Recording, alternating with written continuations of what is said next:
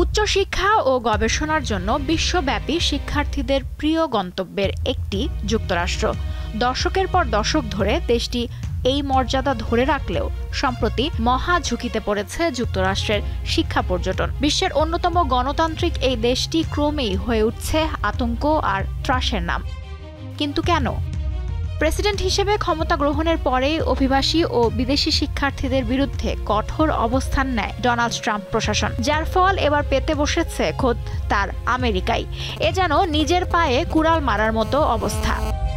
মার্কিন বিশ্ববিদ্যালয়গুলো আন্তর্জাতিক শিক্ষার্থীদের ওপর ব্যাপকভাবে নির্ভরশীল।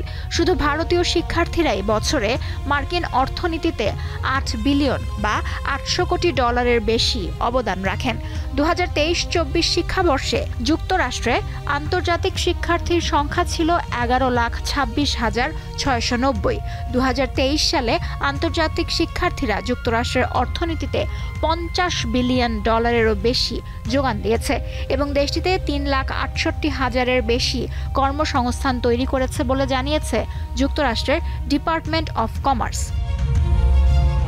কিন্তু প্রেসিডেন্ট ডোনাল্ড ট্রাম্পের অধীনে এবার ভয়াবহ সংকটের মুখে পড়েছে এই খাত। বিশ্ব অর্থনীতিতে ধসের সাথে শুরু হয়েছে শিক্ষা খাত ধ্বংসের হুমকি।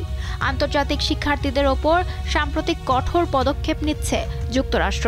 ঝুঁকিতে পড়েছে লাখো আন্তর্জাতিক শিক্ষার্থী।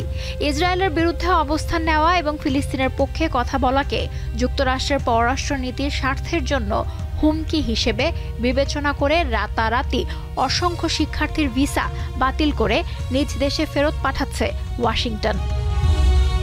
আমেরিকান অভিবাসন আইনজীবী সমিতির তথ্য বলছে, সম্প্রতি বাতিল হওয়া 327টি ভিসার মধ্যে প্রায় 50% ভারতীয় শিক্ষার্থীর। বিশ্লেষকরা বলছেন, আন্তর্জাতিক শিক্ষার্থীদের কাছে যুক্তরাষ্ট্র ভয়াবহ আস্থা সংকটে পড়তে যাচ্ছে। এটি দেশটির শিক্ষা পর্যটনে বড় ধরনের ধস নামার আশঙ্কা তৈরি করেছে। লুৎফা ফৌজিয়া, দীপ্ত, বার্তাকক্ষ।